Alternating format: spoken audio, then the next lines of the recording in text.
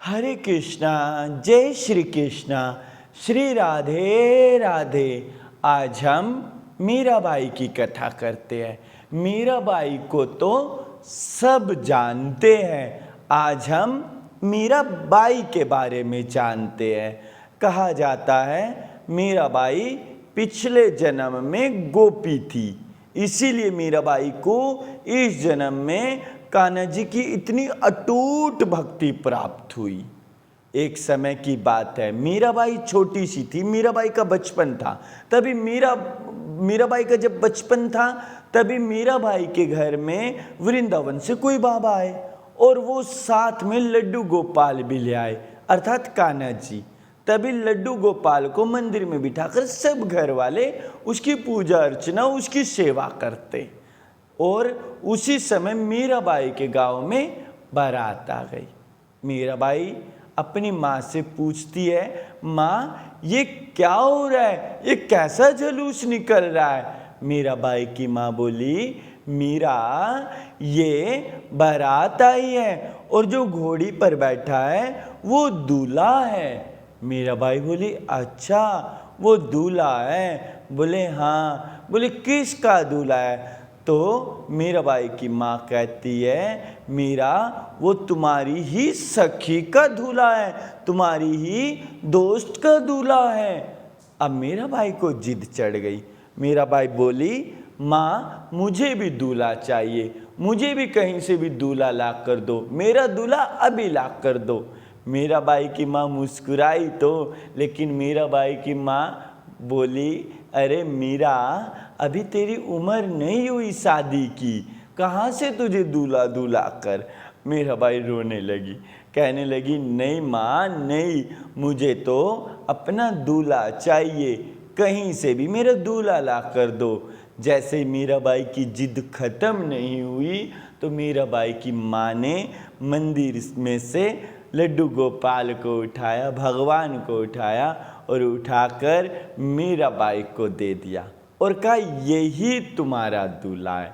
बोले, अच्छा ये मेरा दूल्हा है। बोले हाँ। तब मीराबाई ने पक्की बात मान ली कि यही मेरा दूल्हा है और तभी से मीराबाई कान्हा जी को अपना दूल्हा मानने लगी, अर्थात कान्हा जी को ही अपना प्राण, कान्हा जी को ही अपना जीवन, सब कुछ कान्हा जी को मानने लगी और कान्हा जी की सेवा करने लगी।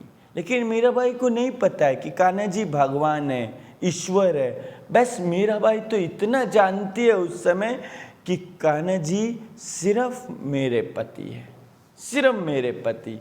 उसी समय एक दूधाधारी संत होते थे, तो दूधाधारी संत प्रतिदिन कान्हा जी की सेवा करते।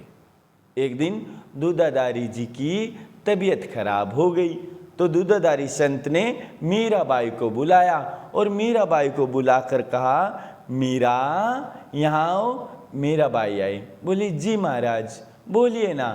तभी दूधाधारी महाराज कहते हैं, मीरा आज मेरी तबीयत खराब है तो कान्हा जी को दूध का भोग तुम लगा दो।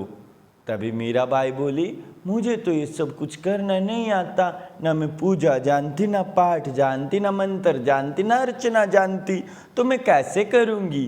तभी दूधाधारी ने सब कुछ बताया कि ये दूध का कटोरा ले जाओ और कान्हा जी के सामने रख देना, वो पी लेगी। बोले ठीक है। मीराबाई दूध का कटोरा लेकर कान्हा जी के पास गई और दूध का कटोरा कान्हा जी के चरणों में रख के बोली, कान्हा चलो दूध पी लो। अब कान्हा जी ने अपनी दृष्टि दूध के कटोरे पे डाल दी, जिसे दृष्टिपान हो गया। लेकिन मीराबाई तो उसको समझती ही नहीं। मीराबाई बोली, कान्हा जल्दी आके दूध पी लो, मुझे और भी काम है। लेकिन कान्हा जी नहीं आ रहे। अब मीराबाई कहती है, कान्हा तुम क्यों नहीं आ रहे, क्या बात है, जल्दी आओ दूध पी लो। जो तुम्हें हर रोज दूध पिलाता है ना, आज वो तुम्हें दूध पिलाने नहीं आएगा, क्योंकि आज तो वो बीमार है। उसने मुझे ही तुम्हें दूध पिलाने के लिए भेजा है। कान्हा देख मैंने सही से मीठा कर रखा है और तुम्हारे दूध में केसर भी डाल रखा है, कान्हा जल्दी दूध पी लो। कान्हा जी फिर भी नहीं आए।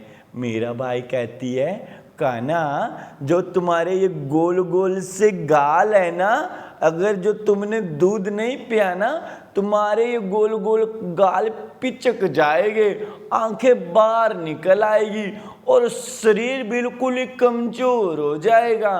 कान्हा अच्छे बच्चे दूध पीते हैं तो इसीलिए जल्दी आओ दूध पी लो। अब कान्हा जी फिर भी नहीं आ रहे। अब मीराबाई थोड़ा गुस्सा दिखाती है, कान्हा आते हो या नहीं, जल्दी आओ, मुझे और भी काम है, आकर दूध पियो। मीराबाई की मासूमियत को देखकर कान्हा जी पिघल गए और चले आए। बोले, हाँ मीरा जल्दी से मुझे दूध पिला दो, मुझे भूख लगी है। अब मीराबाई को अब भी नहीं पता कि कान्हा जी भगवान है, परमेश्वर। अब मीराबाई सोच रही है हर रोज ऐसे ही आते होगे, ऐसे ही दूध पीते होगे। मीराबाई बोली, कान्हा जल्दी जल्दी दूध पियो। अब कान्हा जी जैसे ही कटोरे को हाथ में लेकर दूध पीने लगे तो मीराबाई कान्हा जी को देखने लगी।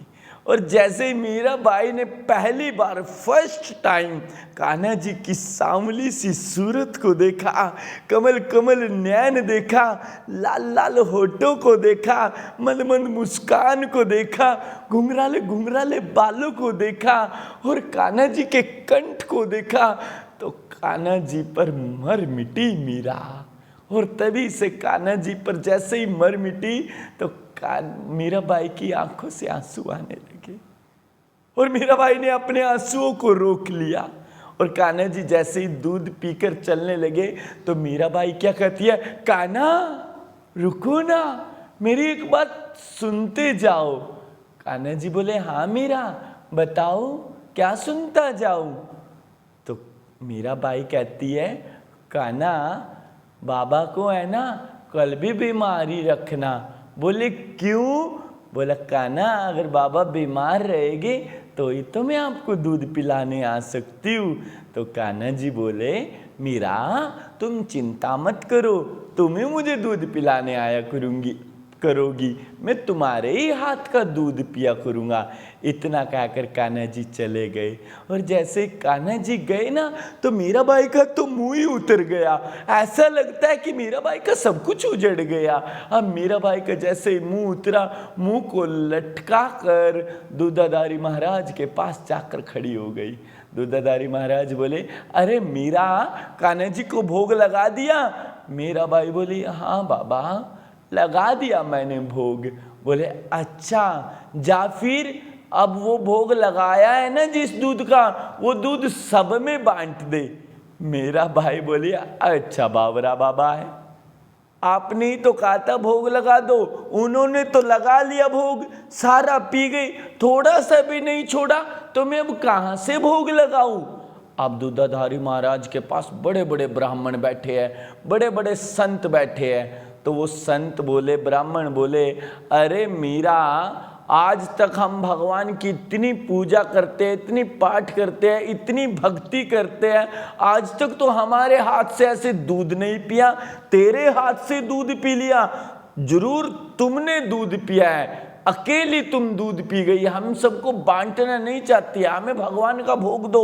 दूधाधारी महाराज भी मीराबाई पर गुस्सा करने लगे। तो इतना क्रोध आया दूधाधारी महाराज को कि मीराबाई रोने लगी। तभी एक ब्राह्मण बोले, मीरा क्या कान्हा जी ने दूध पिया है सच में? बोले, हाँ पिया है। बोले, दोबारा भी पी लेंगे? बोले, जब अब पिया है तो वो तो दोबारा भी पी लेंगे। बोले, अच्छा। बोले, ठीक है फिर लाओ दूध। मीराबाई फिर दूध लेकर आई।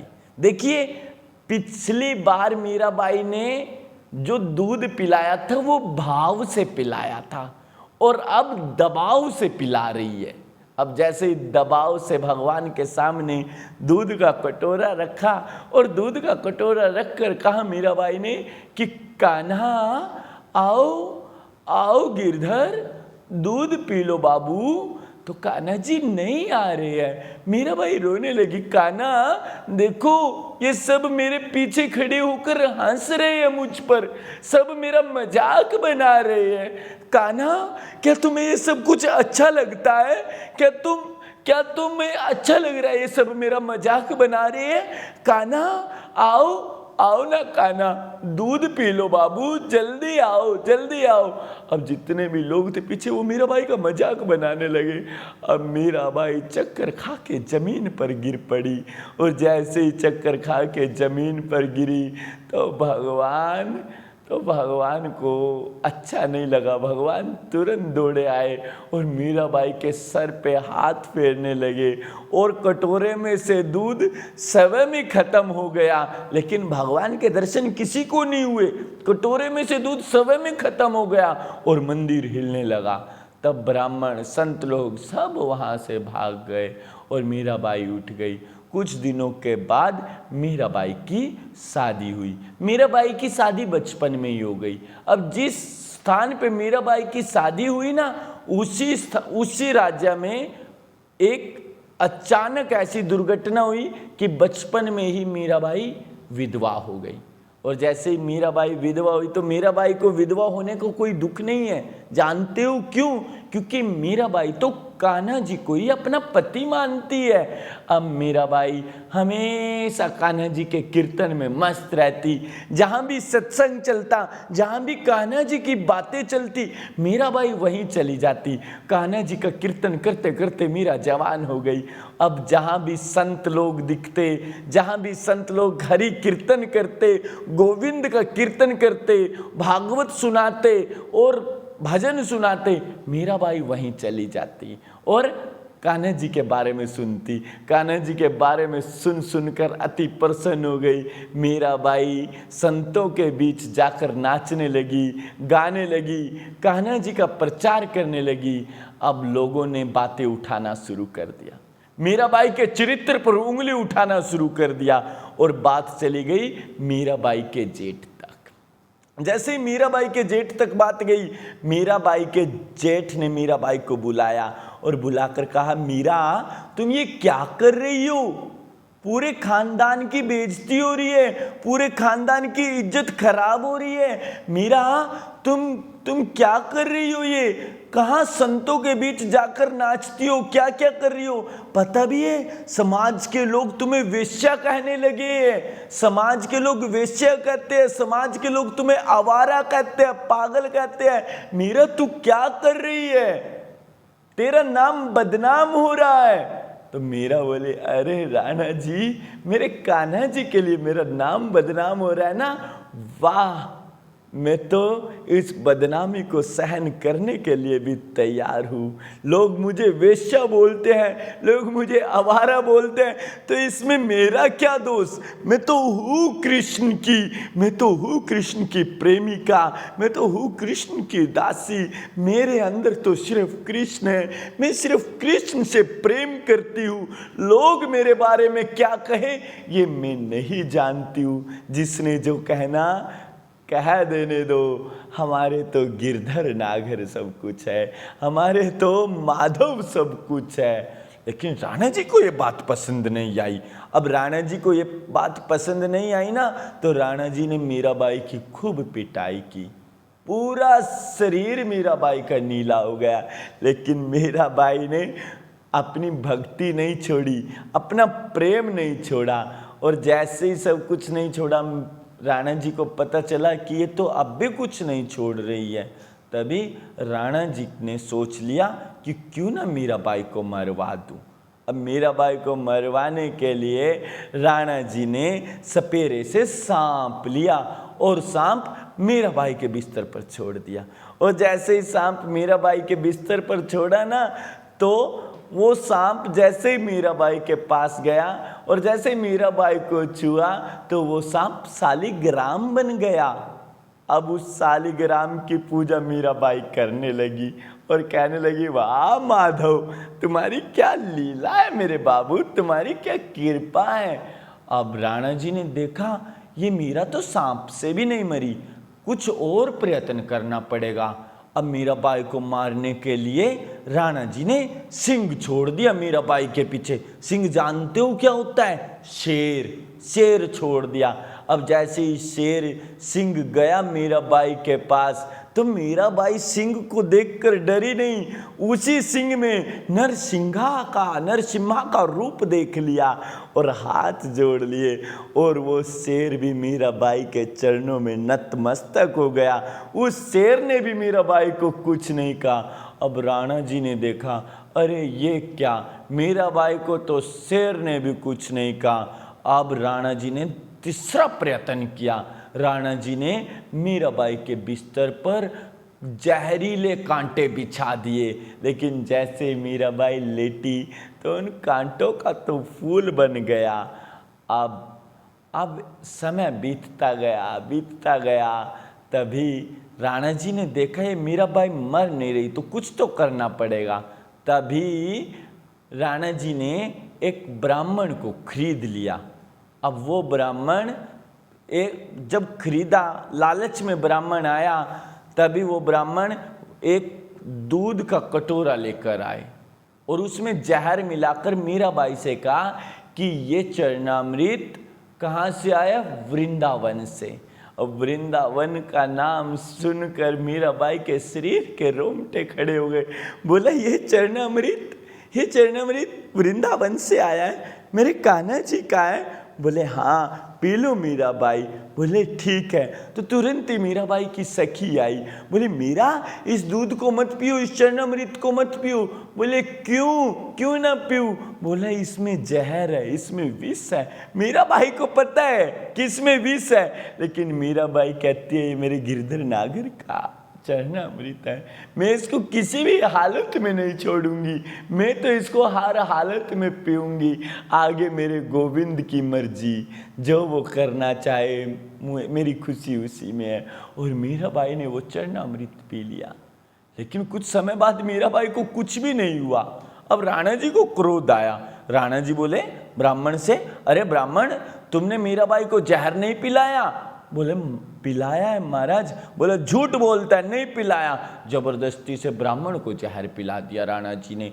अब जैसे ब्राह्मण को जहर पिलाया और ब्राह्मण मरने लगा, तो ब्राह्मण ने अपनी पत्नी से कहा कि जाओ मीराबाई को बुला के लेकर आओ, वो सच्ची भक्त है कान्हा जी की, और मुझसे बहुत बड़ी भूल हो गई, मैं उससे क्षमा मांगूंगा। तभी ब्राह्मण की पत्नी मीराबाई को लेकर आई और ब्राह्मण देवता ने मीराबाई से क्षमा मांगकर स्वर्ग लोक की तरफ प्रस्थान कर गए, क्योंकि मीराबाई ने उसको क्षमा कर दिया। और जो व्यक्ति भक्त के सामने अपने प्राणों का त्याग करता है ना, तो वो स्वर्ग लोक की ओर ही जाता है। अब जो ब्राह्मण देवता की पत्नी थी, वो भी मीराबाई के साथ कान्हा जी की भक्ति में मदमस्त हो गई। अब मीराबाई का कोई गुरु नहीं है। जैसे मीराबाई का कोई गुरु नहीं है, तो मीराबाई अपना गुरु बनाने के लिए निकली। और निकली कहाँ? तुलसीदास जी महाराज के आश्रम में। अब जैसे ही तुलसीदास जी महाराज के आश्रम में पहुंची, तो तुलसीदास जी महाराज के शिष्यों ने मीराबाई को रोक लिया और कहा मीरा अंदर नहीं जा रोक लिया। बोले आप अंदर नहीं जा सकते। बोले क्यों नहीं जा सकते?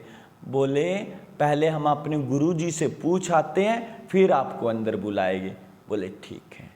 अब गए शिष्य लोग अंदर। तुलसीदास जी महाराज अपनी गद्दी पे बैठे हैं। शिष्यों ने जाके हाथ जोड़ा और हाथ जोड़कर कहा कि श्री महाराज आपसे कोई मिलने के लिए आई है। बोले कौन मिलने आई है? बोले मीराबाई आई है आपसे मिलने के लिए। बोले अच्छा। अब तुलसीदास जी महाराज ने मीराबाई का नाम सुन रखा है।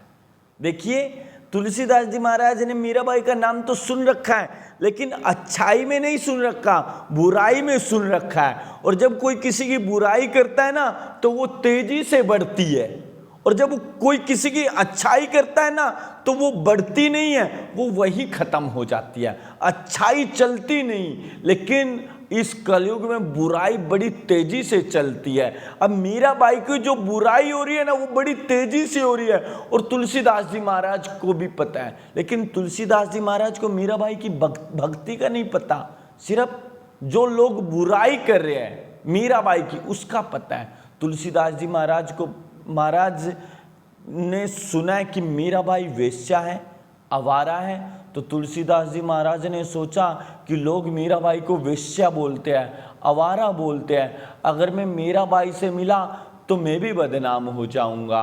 तभी तुलसीदास जी महाराज ने अपने शिष्यों से कहा कि जाओ आप मीराबाई से बोल दो कि हमारे गुरुजी किसी स्त्री से नहीं मिलते। बोला ठीक है। अब गए शिष्या और मीराबाई से जाकर बोले कि मीरा, हमारे गुरुजी किसी स्त्री से नहीं मिलते। तभी मीराबाई बोली अच्छा, तुम्हारे गुरुजी किसी स्त्री से नहीं मिलते? बोला हाँ नहीं मिलते। बोले एक बार अपने गुरुजी से पूछ कर आओ, क्या तुम्हारे गुरुजी पूर्ण पुरुष है? बोले ये कैसा प्रश्न, हमारे गुरुजी पुरुष है। बोले पूछ के तो आओ। बोले ठीक है। अब गए पूछने के लिए। तुलसीदास जी महाराज गद्दी पे बैठे हैं। बोले महाराज आपसे एक अद्भुत प्रश्न किया है मीराबाई ने। बोले क्या प्रश्न किया है? बोले महाराज करते वक्त भी संकोच हो रहा है। बोले पूछ, क्या प्रश्न किया बताओ? बोले प्रश्न किया मीराबाई ने पूछा है क्या पुरुष हो? इतना सुनती सार तुलसीदास जी महाराज गद्दी से खड़े हो गए और मीराबाई के चरणों में पड़ गए और बोले मीराबाई मुझे क्षमा कर दो, मैंने तो लोगों की बात सुनी, मैंने अपने हृदय की अपने अंदर नहीं झांका, मैंने लोगों की बात सुनी, लोग तुम्हारे बारे में क्या कहते हैं, लेकिन मीराबाई ये लोग है, ये समाज है, ये तो कुछ ना कुछ कहता ही रहता है, ये तो बोलते ही रहता है और भक्तों के बारे में तो ज़्यादा बोलता है, जो भक्ति के मार्ग पे चलता है वो ज़्यादा बोलता है। मैं भी लोगों के बहकावे में आ गया था और मीराबाई आपको वेश्या समझने लगा था, मुझे क्षमा कर दो, मुझे क्षमा कर दो। मीराबाई बोली अरे तुलसीदास जी महाराज मैं तो आपको गुरु बनाने के लिए आई थी और यहाँ ये क्या हुआ, आप ही मेरे चरणों में आ गए। बोले मीराबाई आप सच्ची भक्त हो, आप गोविंद की सच्ची भक्त हो, तो इसीलिए मैं आपके चरणों में आ गया। मीराबाई से क्षमा मांग कर मिलकर तुलसीदास जी महाराज वापस चले गए। जैसे ही अपनी गद्दी पर बैठे तो तुलसीदास जी महाराज के शिष्यों ने पूछा महाराज क्या पुरुष नहीं हूँ? तभी तुलसीदास जी महाराज कहते हैं अरे बच्चों पुरुष तो एक ही है और वो गोविंद है, बाकी कोई पुरुष नहीं। बोले ऐसे कैसे गुरुवर? बोले देखो जब हमारा जन्म होता है तो जन्म जब होता है ना तो हमारे अंदर नारी का भी भाग होता है और पुरुष का भी, नारी का और पुरुष का भाग मिलकर हम लोगों का जन्म होता है, ना कि किसी एक भाग से। बोले हाँ गुरुवर ये बात सही है। अब मीराबाई आगे बढ़ी, लेकिन जैसे ही मीराबाई ने महल छोड़ा तो जो लोग मीराबाई को वेश्या बोलते थे, जो लोग मीराबाई की बुराई करते थे, जितना भी नगर था अब वो चित्तौड़गढ़ पूरा गरीब हो गया। वहाँ कुछ भी नहीं रहा, सब लोग बीमारी से तहस नहस होने लगे, सब लोग मरने लगे। अब वो लोग समझ गए कि हमने मीराबाई को बड़ा सताया है, क्यों ना चल के मीराबाई को वापस लेकर आए। क्योंकि जब तक मीराबाई यहाँ थी हम मीराबाई की बुराई करते थे, सब कुछ करते थे, लेकिन सब कुछ खुशहाल था। जैसे ही मीराबाई ने चित्तौड़गढ़ को छोड़ा तो चित्तौड़गढ़ का बुरा हाल हो गया, यहाँ तो कुछ भी नहीं रहा। अब मनाने के लिए गए मीराबाई को, लेकिन मीराबाई तो द्वारिका चली गई।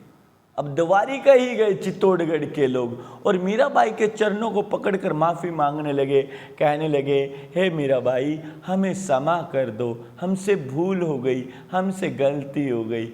मीराबाई ने सबको माफ़ कर दिया। बोले अब चित्तौड़गढ़ वापस चलो। मीराबाई बोली पहले मैं अपने भगवान से तो मिल लूँ, पहले मैं अपने गोविंद से तो मिल लूँ। बोले ठीक है। और जैसे ही मीराबाई को आगे लेकर चले और जैसे ही द्वारिकाधीश के मंदिर में पहुँचे तो मीराबाई बोली आप सब बाहर रहो, मैं अकेली ही भगवान के मंदिर में जाना चाहती हूँ। बोले ठीक है। अब मीराबाई अकेली ही भगवान के मंदिर में गई, सारे दरवाजे बंद हो गए, लेकिन जैसे ही दरवाजे खुले तो मीराबाई नहीं मिली। मीराबाई तो गोविंद गिरधर नागर में ही समा गई। ऐसी हमारी मीराबाई थी। बोलिए मीराबाई की जय। बोलिए श्री राधे राधे, श्री राधे राधे, श्री राधे।